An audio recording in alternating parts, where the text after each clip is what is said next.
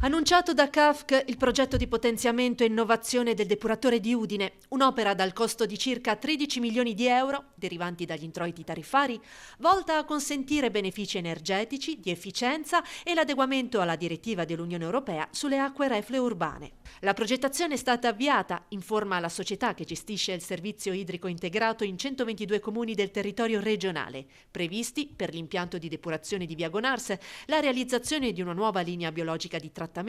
il potenziamento dell'esistente, l'adeguamento dei sistemi tecnici, un nuovo pozzetto di scarico e un nuovo comparto di disinfezione, la costruzione di un bacino di raccolta per l'eventuale riutilizzo irriguo delle acque reflue. Entro 2 anni dovrebbe essere avviata la gara per i lavori. Vogliamo essere completamente compliance con le nuove direttive europee in termini di rispetto ambientale, per cui i gradienti di rilascio delle acque depurate nell'ambiente sono sempre più stringenti, quindi con congruo anticipo vogliamo essere pronti e soprattutto lanciare 2 grandi temi, quello del riutilizzo anche delle acque depurate in ambito industriale e agronomico, con questi parametri molto più potenziati, e soprattutto anche la piena neutralità energetica dei nostri impianti. Questo è un impianto avveniristico perché sarà totalmente autosufficiente sul piano energetico, sarà dotato dalle tecnologie più avanzate, avremo un'acqua migliore in uscita sia per gli usi agricoli che per quelli industriali. L'assessore regionale alla difesa dell'ambiente, energia e sviluppo sostenibile Fabio Scocimarro